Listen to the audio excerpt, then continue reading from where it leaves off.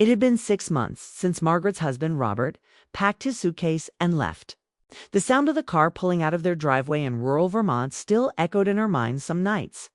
After 30 years together, he said he needed space. What he really needed, she soon learned, was a new start with a younger woman from his office. Margaret was 58, still graceful, kind, and deeply loyal. She wasn't the type to lash out or beg. She just stood by the kitchen window that morning, watching snow fall over the porch steps, and whispered to herself, "You'll be fine. You always are." But being fine and feeling fine were two different things. The house was quiet. Too quiet. Even the grandfather clock seemed to tick louder in the empty rooms.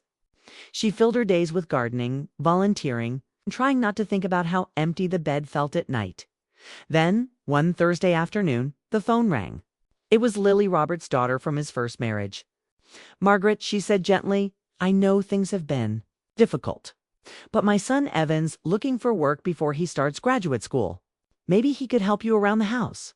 He's handy with repairs." Margaret hesitated. She remembered Evan as a boy running around their backyard summers ago, chasing fireflies. "He's 24 now," Lily said as if reading her thoughts. "Mature, thoughtful. It might be good for both of you." After a long pause, Margaret agreed. "All right. Tell him to come next week." When Evan arrived, the air outside was still heavy with the scent of spring rain. He stepped out of his old pickup truck carrying a box of tools and a hesitant smile. "Hi, Margaret," he said. His voice had deepened since she'd last seen him. She opened the screen door, smiling back. "Goodness, you've grown up. Come in." He walked into the house and looked around. "Still smells like cinnamon and lemon cleaner," he said. "Exactly like I remember." Margaret chuckled. Some habits don't change. Over coffee at the kitchen table, they caught up. He told her about his college years, how he'd studied architecture but wasn't sure it was the right path. "I need some time to think," he said. "Mom thought helping you might clear my head." Margaret nodded. "Well, I can always use help around here. The porch railing's loose and the roof over the shed leaks." He grinned. "I'll start tomorrow morning." The next few days fell into a rhythm.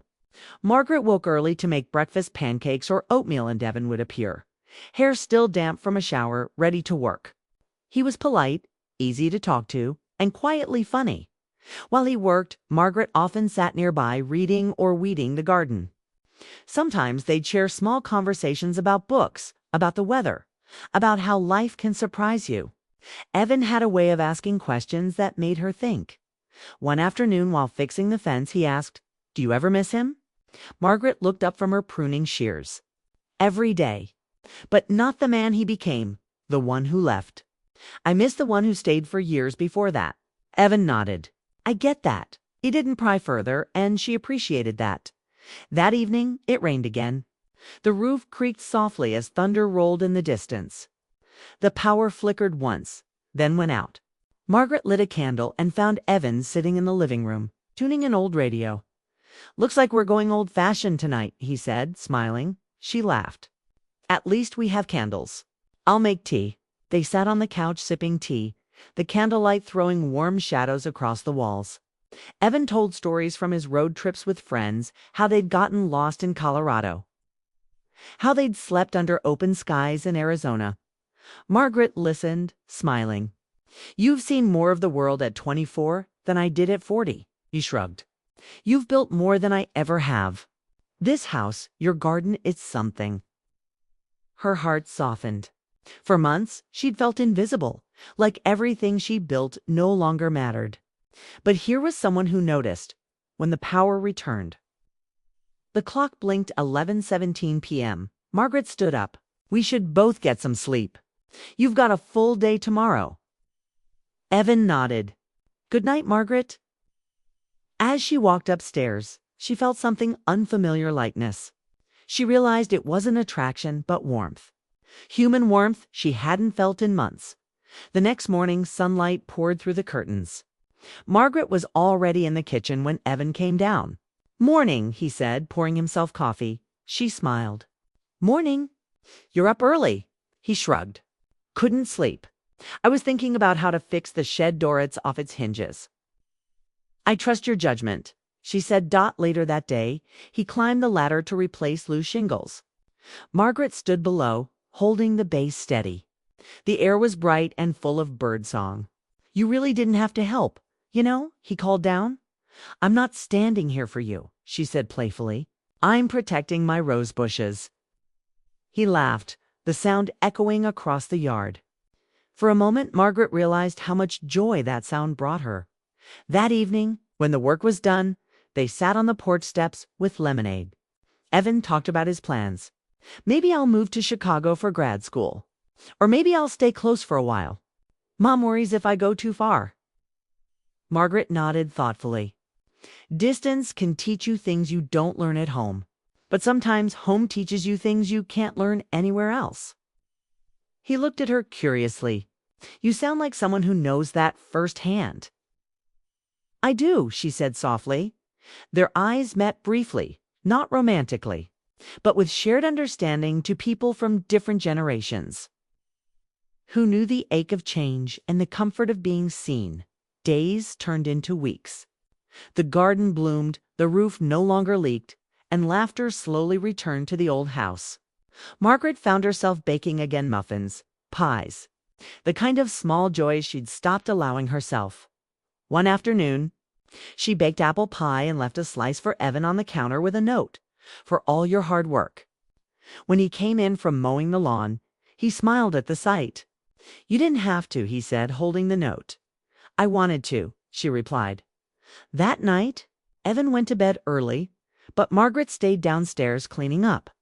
When she walked past the living room, she noticed the old photo album open on the coffee table, pictures of Robert, young and smiling beside her.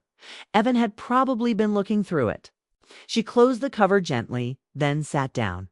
The past felt far away now, but not bitterly so, just distant. Like a story told long ago. For the first time since Robert left, she didn't feel abandoned. She felt present. A week later, Lily called to check in. How's Evan doing over there? She asked. Margaret smiled. He's been wonderful. Fixed everything. Even got the garden lights working. Lily laughed. That sounds like him. He said you make the best coffee he's ever had. Margaret blushed slightly.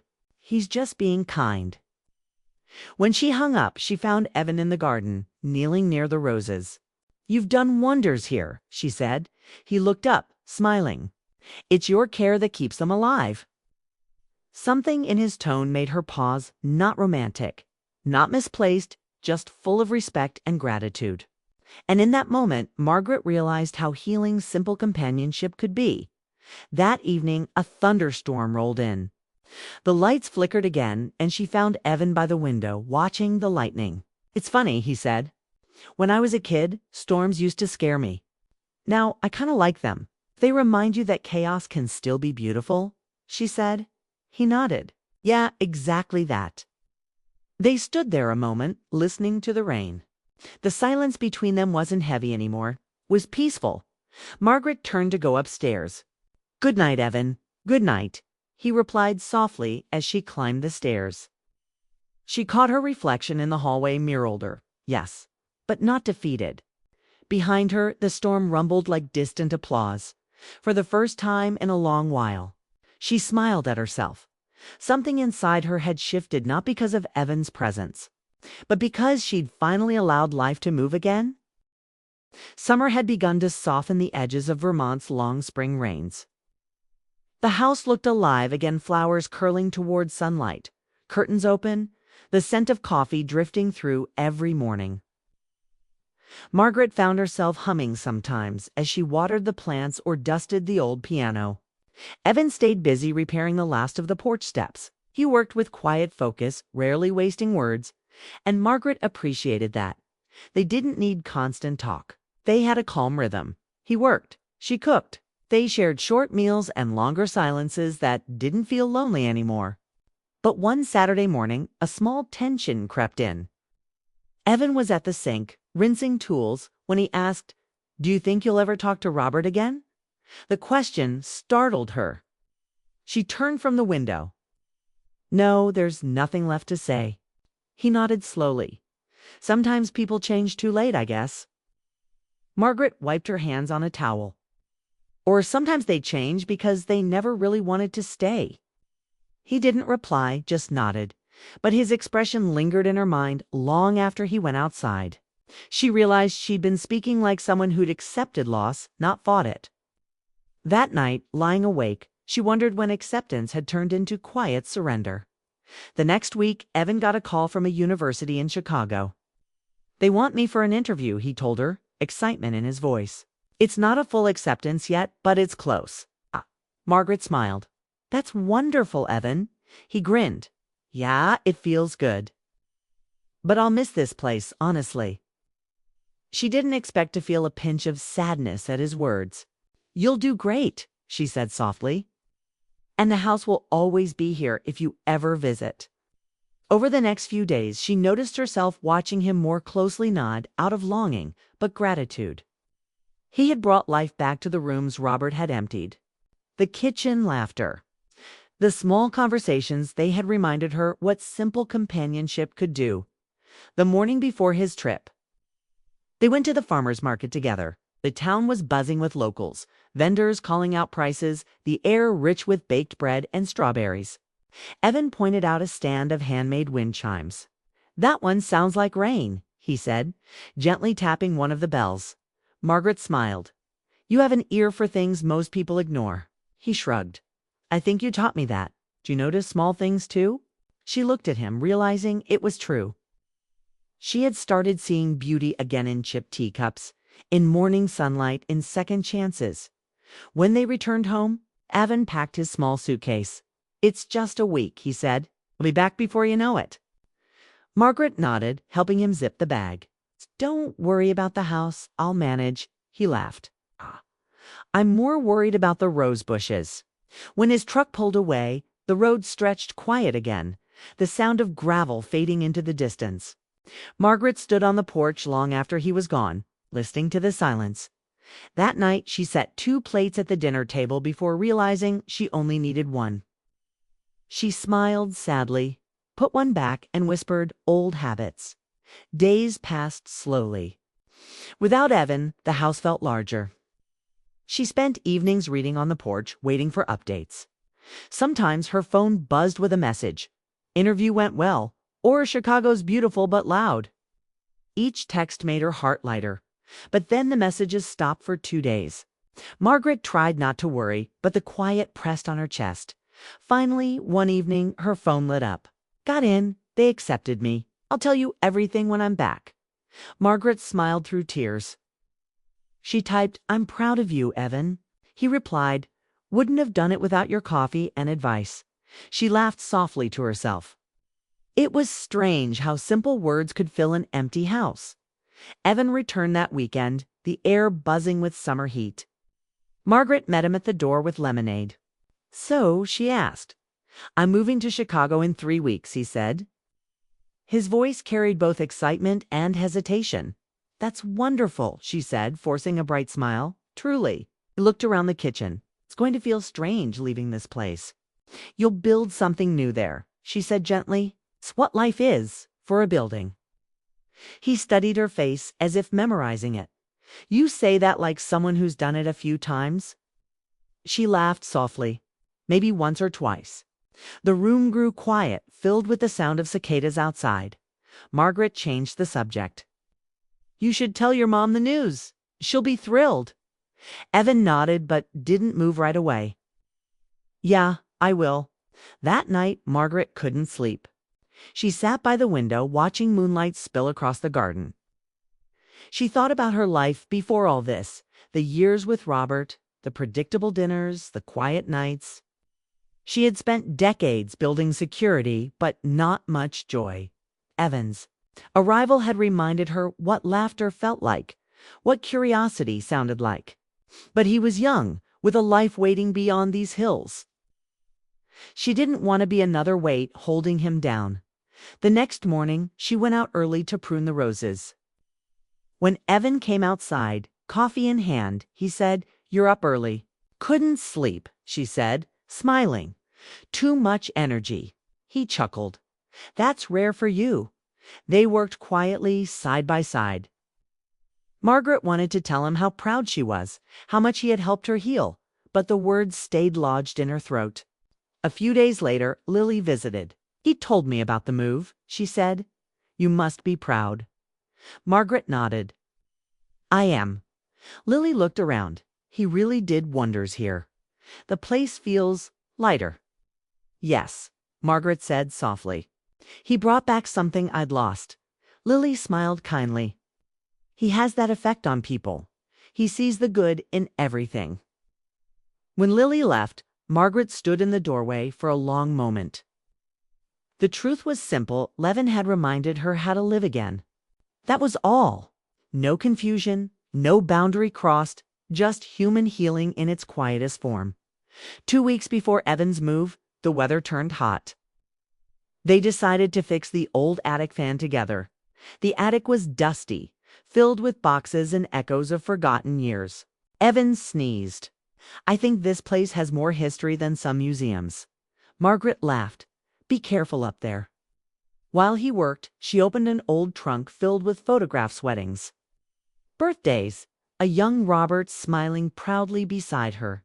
She felt a pang, but not bitterness, just gratitude for what had once been. Evan climbed down the ladder. "It's fixed." He noticed the photos in her hand. "You look happy there?" "I was," she said. "Different time." He hesitated. "You still look happy sometimes. Like when you talk about the garden." She smiled faintly. "That's because plants don't leave." He frowned slightly, unsure if she was joking. But she smiled to show she was fine. Later that evening, they sat outside as the sky turned orange. "When do you leave?" she asked quietly. "Next Friday, so soon." He nodded. "I'll miss this place. It feels more like home than home does." "Then take a little of it with you," she said, handing him a small potted rose cutting. "From my garden to yours." He looked touched. "Thank you, Margaret, for everything." She smiled softly.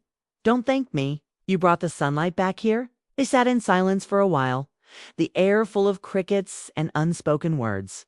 The week passed faster than she wanted. On his last day, the house was spotless, every project finished. Evan packed his tools into the truck. Margaret brought him a thermos of coffee and a paper bag with muffins. "For the road," she said. He grinned. "You know, you might have spoiled me for city life." "I doubt that," she said warmly. "You'll do fine." He hesitated, then said quietly, "You know, when I came here, I thought I was just helping fix things. But you fixed something in me, too." Margaret blinked back sudden tears. "I think we both did that for each other." He nodded slowly, as if the truth of that settled somewhere deep.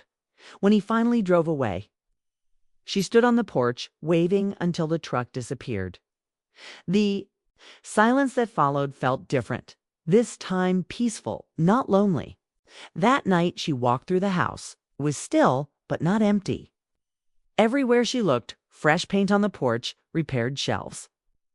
The small rose cutting missing from the window there were signs of change. She poured herself tea and sat by the window, whispering, "Thank you, Evan."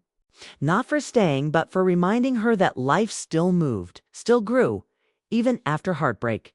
Outside, their garden lights glowed softly in the dark. She smiled, feeling content for the first time in years. Some connections weren't meant to last forever. They existed to awaken something long asleep. Autumn returned to Vermont with its familiar crisp air and red leaves painting the hills. It had been 6 months since Evan left for Chicago. The house was quiet again, but not empty. Margaret had filled her days with gardening, book clubs, and early morning walks. She smiled more easily now. Sometimes, when the wind rattled the windows, she would glance toward the porch, half expecting to see him fixing something, his sleeves rolled up, his quiet concentration steadying the whole world. But he was gone, living his own life, and that was how it was meant to be.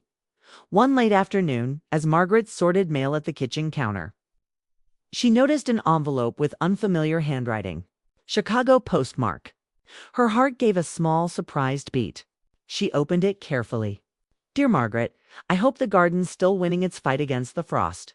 The city's busier than I imagined, but I'm doing well. I started working part-time at a museum and studying architecture. You were right. Sometimes rebuilding begins when you least expect it. I wanted you to know that your words, your patience, and your stories still guide me here. I'm grateful. Margaret sat down slowly. She hadn't realized how much she'd needed those words. She smiled, folded the letter neatly, and placed it in her old music box, the same one that once held her wedding ring. That night, she stepped outside and looked at the stars. The wind was sharp, but peaceful. She whispered softly, "He's doing fine." Weeks passed and more letters came. Not often, just enough to fill the quiet. Evan wrote about classes, his small apartment, the people he met. He described the city lights and how they reminded him of the porch lantern they used to fix together. Margaret replied every few weeks, writing about her garden, the neighbors, and how the house had become her friend again. It wasn't romance. It was connection, pure and human. They both knew that some relationships were not meant to last forever, but still shaped everything that came after. One snowy morning, she received another letter, but this one was different. "Margaret, I met someone. Her name is Claire. She's kind and she listens the way you do. I wanted you to know because I think you'd like her. I hope that's okay." Margaret read the words twice. A soft ache moved through her chest, but it wasn't sadness. It was peace. She smiled, closed the letter, and whispered, "Good for you, Evan." Okay. She went outside to brush snow off the porch railings, her breath misting in the cold. She looked up at the sky and felt something deep, pride, warmth, and gratitude that she had been part of someone's healing journey. That spring, Lily visited again. "You look happy, Mom," she said, stirring sugar into her tea. "I am," Margaret replied. "Peaceful, finally." Lily glanced around the cozy kitchen. "You've done a lot with this place. Can't help me remember who I was," Margaret said with a smile. "For a long time, I thought life stopped when your heart breaks. But sometimes, it just starts breathing differently." Lily nodded thoughtfully. "You sound like someone who's made peace with the past." "I think I have," Margaret said. Later, after Lily left, Margaret walked to the garden and knelt by the rose bushes Evan had helped her plant. New buds had begun to bloom. She touched one gently, thinking, everything grows if you just give it time. Months rolled into a year. Evan's letters came less frequently, but that was natural. He was living fully now, chasing dreams and new beginnings. Margaret never felt abandoned. She felt fulfilled. On his birthday, she sent a simple postcard. "Keep growing. Evan, the world needs builders, not just of walls, but of hearts." 2 years later, she received a small parcel in the mail. Inside was a framed photograph, Evan standing beside a young woman with bright eyes and a calm smile. Behind them was a building site, scaffolding rising high. "We're engaged," the note read. "I wanted you to be the first to know. Thank you for believing in me when I see OULDN single quotes." Margaret held the photo for a long moment, her fingers trembling slightly. Tears gathered, but they were the kind that came with warmth, not sorrow. "He's found his future," she whispered, that night. She placed the photograph on the shelf beside her family pictures, not out of longing, but pride. The following summer, Margaret received another letter, this time an invitation. "Claire and I are getting married in August. It would mean a lot if you came." She hesitated at first. Chicago was far and her health wasn't what it used to be. But something inside urged her to go. She hadn't traveled in years. But this felt important. So one early morning, she packed a small suitcase, put on her best blue dress, and boarded a train bound west as the train rolled through fields and small towns. She gazed out the window, memories flooding back, laughter on the porch, the sound of rain, conversations that healed old wounds. By the time she reached Chicago, she felt ready for whatever waited. The wedding was simple and beautiful, held in a small garden surrounded by white roses. When Evan saw her among the guests, his face lit up. "Margaret," he said, rushing over to hug her. "You didn't think I'd miss it, did you?" She laughed. He grinned. "You came all this way. I wouldn't have missed it for the world." Claire, the bride, joined them with a warm smile. "You must be Margaret. Evans told me so much about you." Margaret smiled, her eyes kind. "I've heard beautiful things about you too." As the ceremony began, Margaret sat quietly, watching as vows were exchanged under the golden light. She thought about all the chapters of her life, the love she'd lost, the pain she'd survived, and the peace she'd finally earned. When the couple kissed, she clapped softly, whispering, "He's home." After the reception, Evan found her sitting by a small fountain. "I don't know how to thank you," he said. "You already did," she replied. "By living fully," he smiled, eyes shining. "I wouldn't be here without you." Margaret shook her head. "You would have found your way. I just gave you a little light when it got dark." He hesitated, then said, "I still keep the rose cutting. It's growing." She smiled. "Of course it is." Before leaving, Evan hugged her tightly. "You'll always have a place in my story," he said, "and you in mine." She replied softly. That evening, Margaret walked back to her hotel room alone. The city lights shimmered like stars brought to earth. She sat by the window, feeling both full and light. Life had come full circle. She had given love again, not the kind that binds, but the kind that frees. When she returned home to Vermont, she went straight to her garden. The roses were in bloom again, bright and full of life. She smiled, feeling the wind brush against her face. Whispering something like gratitude, Margaret picked one rose, placed it in a small vase, and set it by the window beside Evan's wedding photo. She looked out at the sunset and whispered, "We all find our way, don't we?" Her heart, once heavy with memories, now felt open. It's peaceful. For the first time in years, she felt that every ending truly did hold a quiet beginning.